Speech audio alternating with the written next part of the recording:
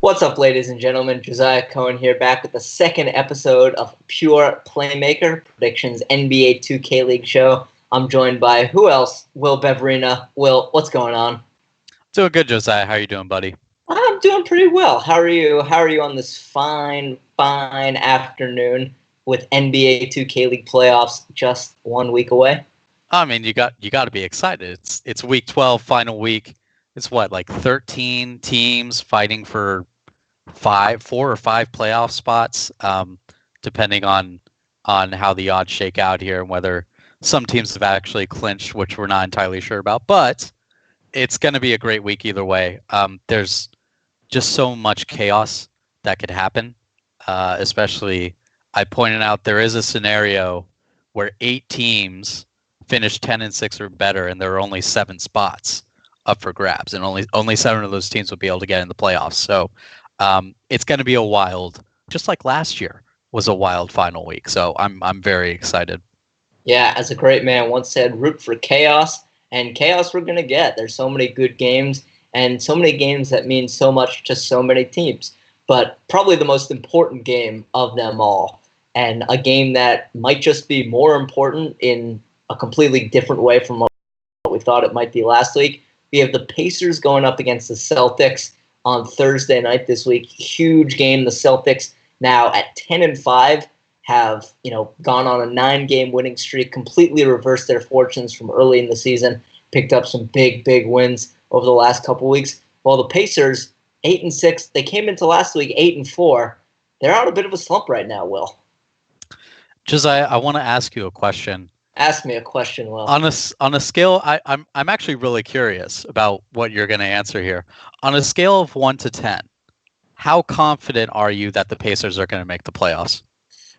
My confidence about the Pacers can best be emulated by their logo. I think his name is Boingo or something like that. You know the Pacers logo, the Pacers gaming logo. I do.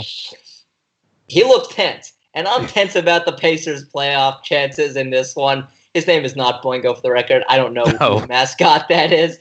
But it's the Pacers logo. He looks tense. I'm tense about their playoff odds. At 8-4, they had a great shot to pick up 2 wins. They had a tough game against the 76ers last week, which they lost 71-55. And they had what we thought might be a relatively easy game against the Hawks, which turned out, the Hawks, it emerged, weren't playing with their best player. They didn't have that boy shots in the lineup. So we thought, all right, Pacers will pick up this win against the Hawks. They'll recover from that loss to the 76ers, maybe go to 9-5. Be right in the thick of things, maybe even ahead of the pack a little bit in terms of the playoff race. And then they came out and lost that game, which makes me look really tense, like the Pacers mascot. So that's how I'm feeling about their chances. I'm feeling about the Celtics' chances like the Celtics mascot looks. I'm not even going to try to guess his name, but he's looking kind of smug there with the pipe and all. So I think, those mascots really depict how I feel about their playoff chances. How are you feeling about Boingo and the to-be-named Celtics mascot? If I had to you didn't give a number, by the way. You tried to skirt around that, but I'm going to give you a number. I'm going to say a 4. I was going to say 3, so there. You have a 3, really? I thought I was less confident than you. I'm nervous. I wasn't joking because, I had the Pacers as being a rock-solid defensive team. Defense pays off in the long run, I thought. I look at them losing to the Hawks and giving up 75 to an admittedly very offensive lineup that the Hawks ran, scorers 1 through 4, and then the pure rim at the 5. And I see, man, if you can't beat that sort of team, I know it's a bit of an unorthodox lineup that you haven't seen yet. If you can't beat that team, how are you going to come into a game against the Celtics, who are a phenomenal team, and then the Nets, who had their own slump last week, but are a team we would have said last week, easily better than the Hawks. So 3 is how I'm feeling. I think from where they stood last week. So that's the number I'm giving them this time around. Yeah, I mean, I don't care if you haven't seen that Hawks lineup. They're not playing Dat Boy shots. Yeah. So it's absolutely inexcusable to one, when you build your entire identity around your defense, to let up 75 against, let's admit it, a mediocre team without their best player, you're letting up 75 points, then you don't have the offense to make up for that. And their offense just didn't look good again, which has been a very troubling trend since the ticket, by the way. They've barely skirted out wins against the Knicks and the Wizards, got beat by 16 points against the 76ers, lose to the Hawks. I'm not sure how you can be confident about this team. Even if they do make the playoffs, we've seen that Ramo on the post scorer hasn't been as effective as it was since he dropped 43 on the 76ers at the ticket tournament. It's just been not the same efficiency since for him. And they've tried to mix it up a little bit, get Swizzerk a little more involved, things like that, but it's just not working. And going into the penultimate week, 8-4 is one of the best possible positions you can be in this league. Only 4 losses, where you're giving yourself a couple of losses in hand with a game left against a Hawks team that's been struggling all season. You need to win that game. Every game is a must win. If you can't do that, I'm not sure how you can expect to beat teams like the Celtics, who are the best offense in the league right now. How is your defense going to hold up to that? And can your offense keep up? Which, no, it can't at all. So you're really relying on your defense here, which we've now seen just let the Hawks score 75, just let the 76ers score 71 on them. So I don't know what I just it's hard to see a way for them.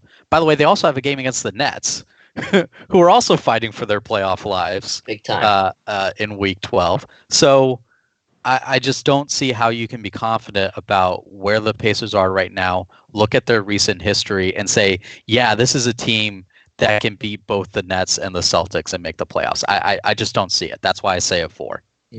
I'll give you one scenario in which the Pacers can put up a great fight against both of those teams, and that's getting Ramo more involved on the playmaking front.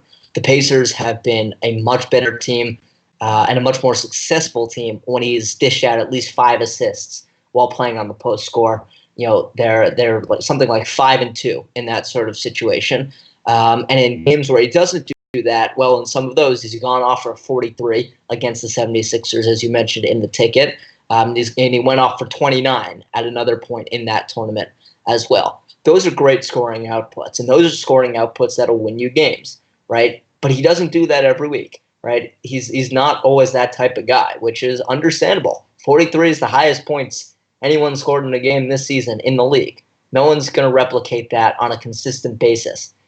But what they can do to get more of their sharp shooting in, right? If their main ball handlers on offense are Swizzerk running pick and roll now, mostly with Ramo, and sometimes they default to him doing it with Beezus, which I'm not so sold on, as we saw in the second half of that Hawks game. It's Swizzerk and Ramo. So MamaI'mDatMan's already your primary sharpshooter. He's not your ball handler. So I think they need to get Ramo facilitating more from the post, right? Draw those defenders in, back them down. If you get your post move going, fine. But Swizzerk, we know, is such a phenomenal shooter, maybe the best shooter in the entire league. MamaI'mDatMan is out there to be shooting. He's not out there necessarily for his defense or for his facilitating. You need to get those guys involved in a way that spaces the floor more for you as a post scorer to go to work in the paint. But it's a cycle, right? If you help them out, if you get them moving along the 3-point line, if you get them moving along the perimeter, they hit threes. Defense is forced to move out, contest on the perimeter. That opens up more space on the inside for you to go to work down low, right? We all know that the post scorer is a front-running meta, similar to what the shot creating slasher was last year, because it doesn't really hit so many threes. It does create for itself on the perimeter. So you need to, on the one hand, to try and get a lead early on in the game. But on the other hand, if you're going up against a good team and you're down, you can't just rely on that post score to go to work in the paint and get enough stops on the other end. You need to be able to get back points. There are not enough possessions per game in this league to where you can slowly climb back using twos and just having your perimeter shooters, who are specifically designated as perimeter shooters, just stand there and hope for an offensive rebound, catch and shoot three. That's not a successful way to win, and that's something I think the Celtics will be able to really demolish. What do you think the Celtics are going to do against the Pacers to try and lock up a playoff spot and really a high seed of their own? I don't think they have to change much of what they've been doing, right? I think Mel East on that lockdown defender, I gave a stat last week about him outscoring opposing point guards as he's playing lock. I think he has been an absolute revelation at that position. I think he's been really the key to why they're on this 9-game win streak right now. Obviously, Fab is playing at a near MVP level. He's an MVP finalist, which was revealed last week. And you're always going to get that from Fab, but once they got Mel on that position is when good things started to happen for them. And he's going to be the key. Another thing is you're really. We'll see how Bully does in the post. They may switch no autographs onto Ramo. The Hawks tried a pure rim protector, did they not, in their game? And it somehow worked. It worked. That was the first time I think it was tried. But just because if you put your rim protector on the post scorer, then you're setting yourself up to get out rebounded. So we'll see how they do. I don't think they really need to change all that much. When you're on a 9-game win streak, why would you try to make any huge adjustments? And this is a league where we talk about all the time, Josiah, just stick with what you do best. What do we call that? Identity and integrity, baby. You got to have lineup identity and integrity. The Celtics have got it much more than anyone right about now, maybe. They've certainly got it more than the Pacers at this point. Pacers, two losses, right? That's 1/8 of your season down the drain right there. That's 12.5% out the window. They've got another 12.5% to take care of business this upcoming week against the Nets, most importantly in that huge game against the Celtics. But be sure to check out everything, our breakdowns, all the discussion we had last week. Will's phenomenal stat about Mel East's play on the lockdown, which has been so crucial to the Celtics. Be sure to follow Prediction on Twitch, on YouTube. Get all these breakdowns, all the insight, all the information. YouTube link down below. YouTube link down below. On this Twitch page. On the Twitch page, as always. There's Will correcting me when I'm being foolish, as per the usual. But speaking of being foolish, there are a foolish number of playoff teams in the hunt. Not necessarily playoff teams, but just teams in the hunt. The playoff picture is still extremely convoluted. The odds are all over the place. Will, where do you want to be right now? Which team do you want to be right now in the playoff race? I want to be any team that has a shot at going 10-6, which is a lot right now. So I think right now, based on our own kind of mental math in our head, we're not mathematicians, Josiah. We're writers, but we're pretty sure that the Kings and the 76ers have clinched, which would make 5 teams right now, including the Mavs, Blazer 5, and Warriors. So after that, I really like the Celtics. I think the Celtics are in prime position with the way they've been playing. Go 10-6, and I believe they may be in. I think tiebreakers may work in their favor. I'm not sure exactly, but I wouldn't also mind being the T-Wolves, to be quite honest with you. I think they could beat Blazer 5 again, Josiah. Yeah. Blazer 5 has been doing a lot of talking about how, this is a revenge game. The T-Wolves beat Blazer 5 at the turn, but the T-Wolves, they have a lot to play for. This is for their playoff lives. It'd be a real good story if after all that early season turmoil that they went through, their coach is gone. What was their franchise player in Hood? being traded away. What a story that would be if they somehow turned that around and made the playoffs. So they have a lot to play for. You just got to win that one game, I think, which admittedly is very hard. But I think that's going to be closer than some people may think. Yeah. I'm glad you brought up the T-Wolves, honestly, because I was going to say the T-Wolves in a sense, because not only, as you say, they have a chance, they win, they're pretty much in, right? Yeah. If they win, they knock out a whole bunch of potential 9-7 teams, 8-7 teams right now, like the Cavs and the Bucks probably. They do some damage, and they're a fun team right now. That's part of why I want to be them right now, because they're a fun team. They're having fun. Bear to Beast, one of the most entertaining players in the entire league. They're having fun right now. And, they picked up Jay Money. They acquired him for Hood, as you said, traded Hood to Miami, Heat Check Gaming, and they're having fun. They're 9-6. They picked up 2 big wins. I was talking to, Max Minsker, one of their front office members earlier in the season, at the point where they were like 5-6. And he said, you know what? Our mentality, we just have to win out. They're winning out right now. And yeah, the Blazers are a really good team. The Blazers are 14-1. They're the best regular season team in league history, bar none. But, I did a little informal poll yesterday.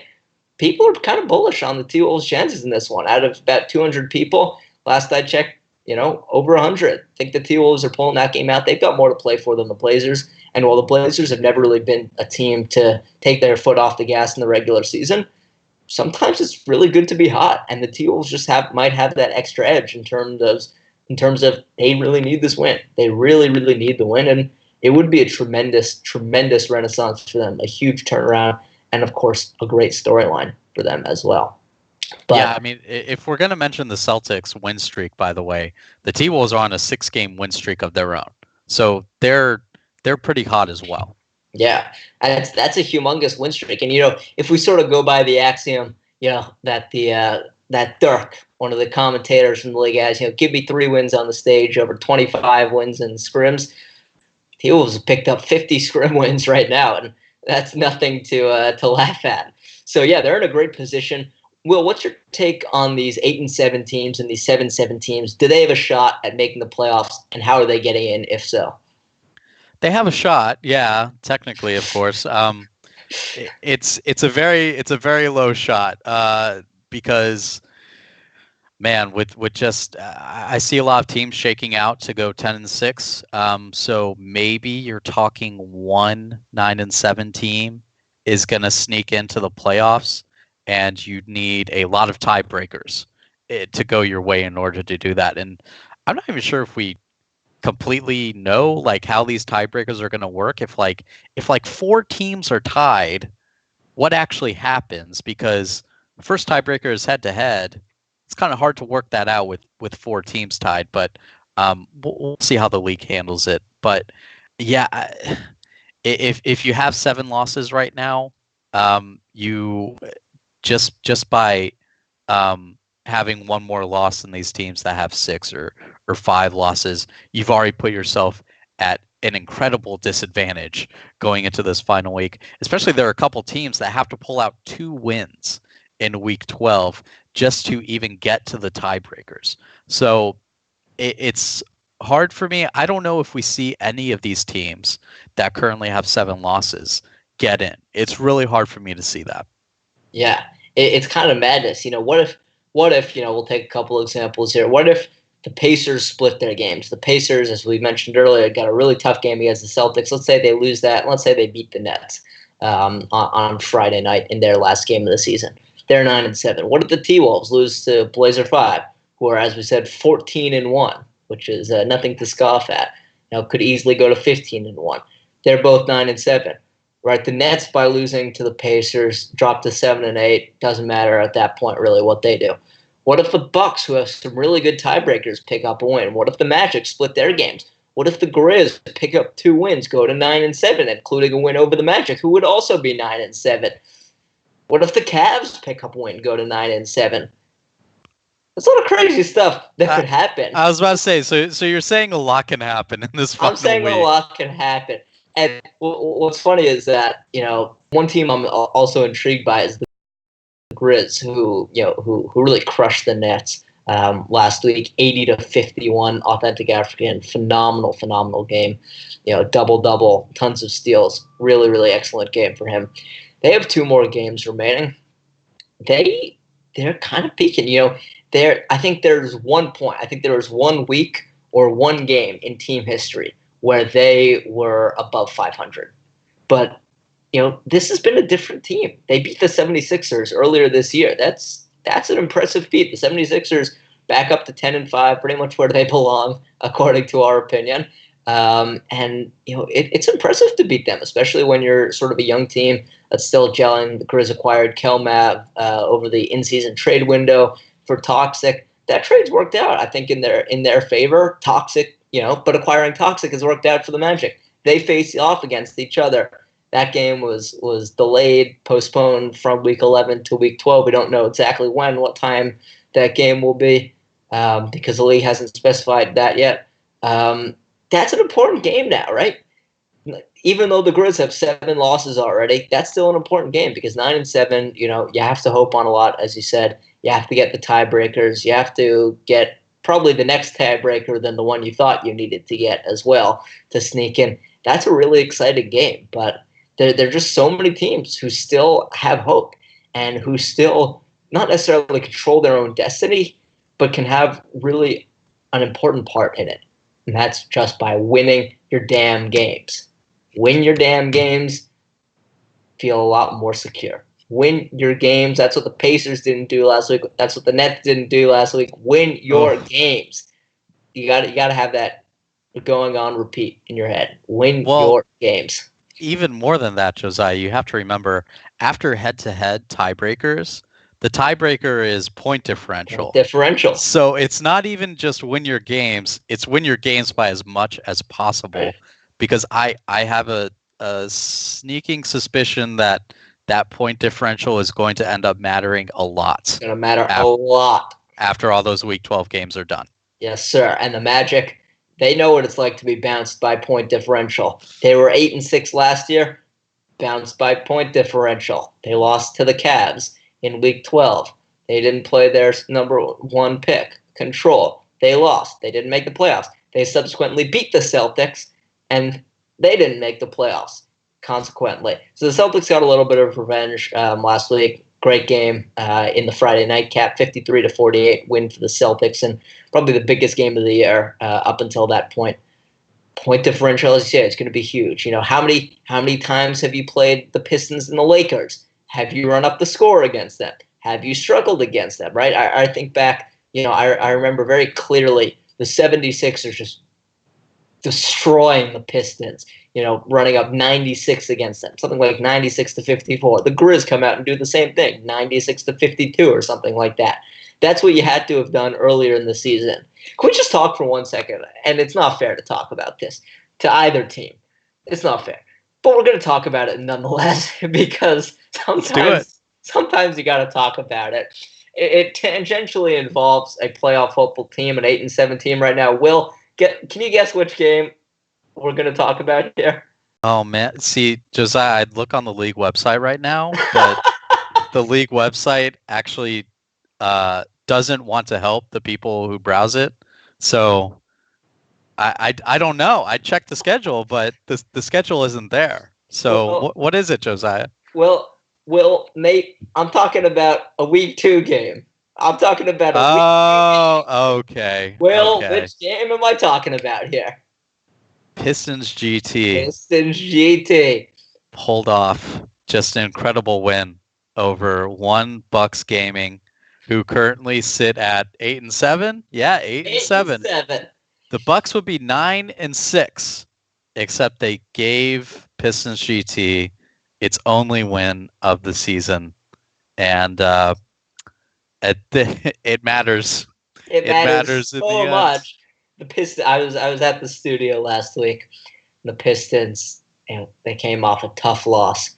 It may have been against the Lakers, who are not the best of teams either. And that could have been anyone. Could have been anyone, really. They're 1-14. The Pistons came back.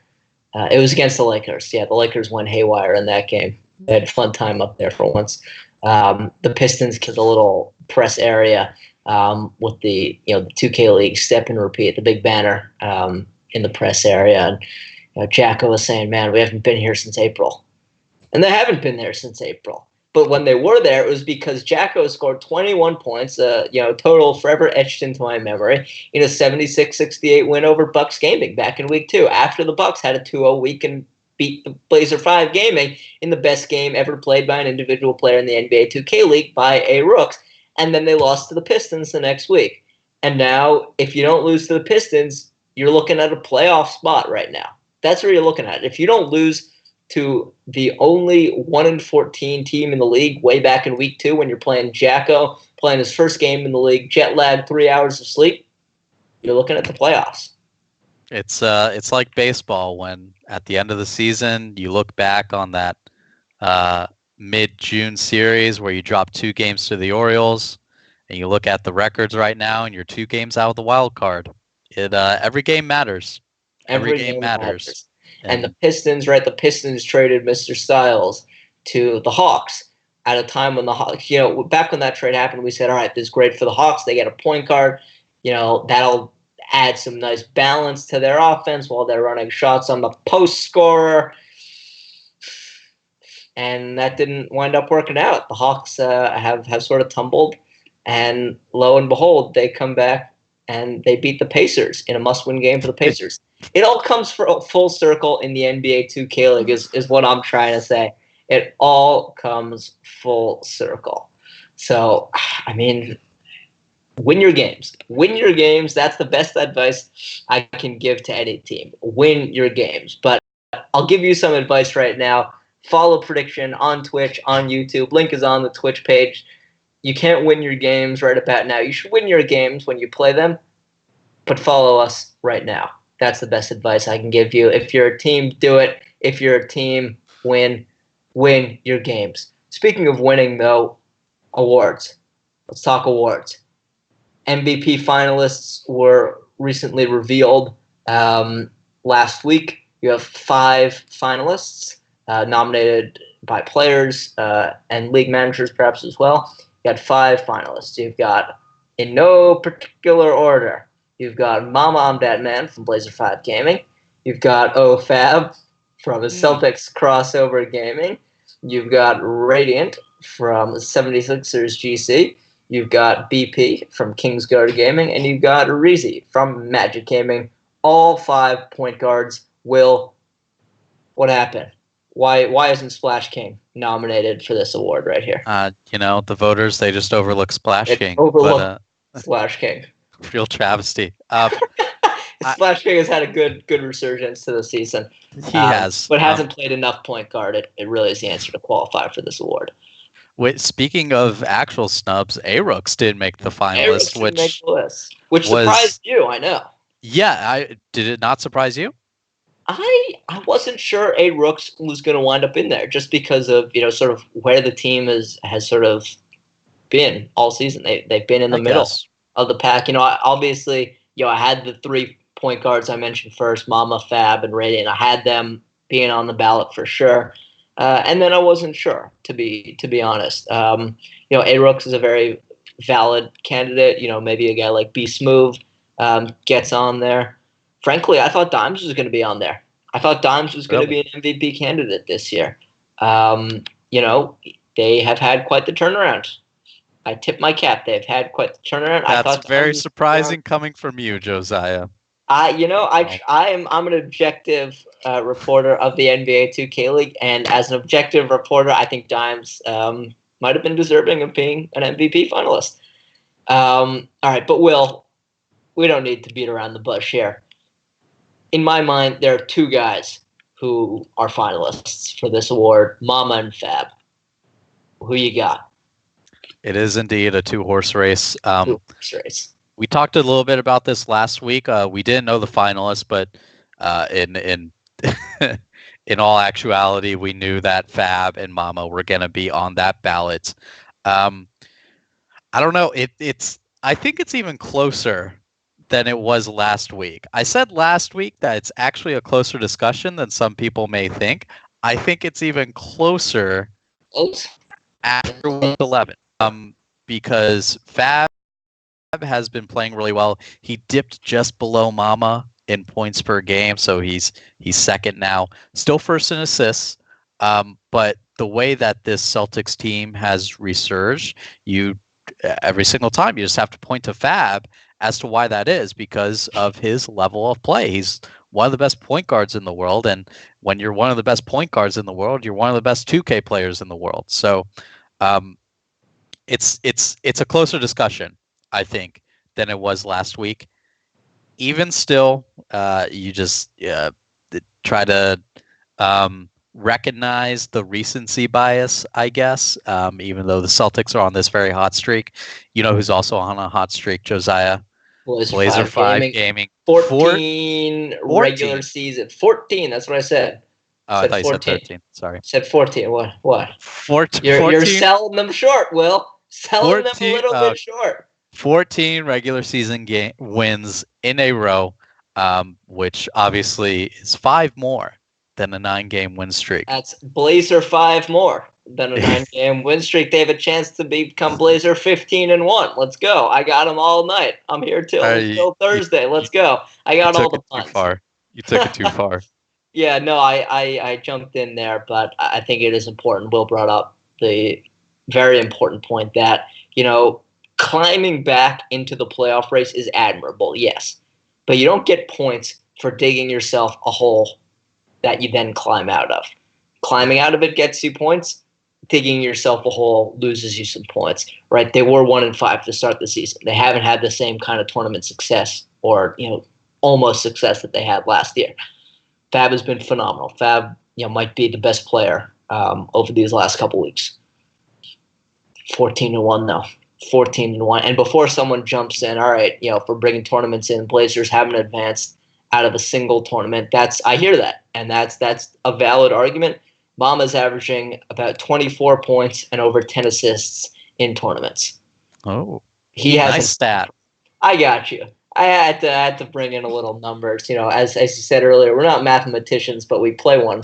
We play some on TV. For me, it's a 2-horse race. I think for you, it's a 2-horse race. For really everyone, it should be a 2-horse race. But one last award I want to talk about, and it's one that's also gotten a little bit of buzz over the last couple weeks from the Celtics. Coach of the Year, right? We don't have any revealed nominees or finalists for Coach of the Year, but there's been a push lately, predominantly by the Celtics, but I think by more than the Celtics, enough to warrant discussion about it, to try and get Rico Finisee into the Coach of the Year discussion. Will, what's your take on that one? Rico's a great coach. Great coach. He is, and it takes a lot more than just on the court production to climb out of a 1-5 hole. It takes a coach who believes in you, who makes the right adjustments, who lays out a plan for how you're going to get out of that. And Rico, you have to, even if we don't see it physically, you have to know that he had a big hand in helping the Celtics get out of that hole. At the same time, I think the biggest argument against Rico is the Celtics may actually be underachieving.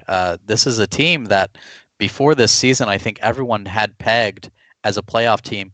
Josiah, you picked the Celtics to win it all, didn't you? I did, and I also picked Rico to be Coach of the Year in my preseason predictions. Yeah, so they came into this season with a lot of expectations. So I think that is the biggest knock against Rico, and just even setting aside your own personal opinion about what you think or who you think should be a Coach of the Year, I think that the general thought or school of thought is that it should go to the coach of the team that overperformed, that exceeded expectations. And in that, I don't think there is any coach other than DJ Layton for Kingsguard Gaming who even comes close to that. A lot of talk about LT for Mavs Gaming. Mavs Gaming, they've had a very good season. They only have one less loss than the Kings at this point. And the Mavs had some split opinions maybe going into the season on how they would do, but certainly a lot more people believing in them Again, I think so. I knew you were gonna say. I knew he was gonna say that. I was willing to bet my vote on him saying that, and he said it. I had them pegged down to a T. So, there were people. I'm just proving my point, Josiah. As the 5th seed or the 4th seed or something like that. They won't. They'll finish the second. But my point, Josiah, is that there were people who had them as a playoff team. A lot more people than that had the Kings as a playoff team, especially with the early season, even before the season turmoil of BP requesting a trade, saying stuff about his teammates multiple times throughout the season. So, yeah, I just Rico, he's a great coach, obviously, but I think that the voters are going to go for DJ Layton just because of how much the Kings have exceeded expectations. They've clinched a playoff spot as far as we know. So, I mean, that's mighty impressive. Yeah, for me, I think Rico has definitely coached his way into the Coach of the Year discussion. 10-5, hot start, bad start, hot end to the season, cold end to the season. 10-5, potentially 11-5 is impressive one way or another. I think he's coached himself there in that sense. Like you, I think the Kings have really had such a turnaround from last year that DJ Layton still might be the favorite. LT is sort of up there. Tommy Abdenauer. Yes, they've struggled in their last couple weeks, but 2 tournaments in a row is not to be dismissed. The 4 losses in a row doesn't look particularly good. But recency bias. Recency bias, exactly. In terms of them, in terms of the Mavs finishing as the 2nd seed, I'm just going to point out that they have a point differential right now, about 2.4, if the league site is correct. Which who knows? Whereas Celtics crossover and 76ers GC have 7.9 and 7.0 point differentials, respectively. But we'll see what happens. If the Mavs beat the Nets, as they well could. LT coaching against OG King Kurt is a nice subtle storyline to MPBA legends. Coaching head-to-head is a nice little note and a good way to end the season for both. But we'll see what happens with them. And by the way, I think the fact that Rico is in the Coach of the Year discussion gives a little more credence to MamaI'mDatMan for MVP. Mama is also pretty much the coach of the Blazers, with Lavish and Walnut. They don't have a coach on the record. So, Rico being such a good coach adds a little more credence to Mama's MVP candidacy against Rico's mentee Fab. But there's a lot of great candidates for all these awards. You and I aren't voting for Coach of the Year, but we're voting for some awards, which is a nice touch and a nice improvement by the league. It's going to be fun. I haven't finalized anything. I've still got to go back, do some research. Gotta wait. I think. Gotta wait. Gotta make sure gotta make sure you have all the information. And you can have all the information as well. Make sure you're subscribed to the Twitch, subscribe to the YouTube, which is linked on the Twitch page. No need to jump in there, Will. I got it this time. You'll have all the information. We'll have all the information. And, man, it's going to be a phenomenal, phenomenal week of NBA 2K League action in Week 12. Thanks, you guys, for stopping by to Pure Playmaker, Fishing Out Dimes, as always. Great to have you. Thanks for stopping by.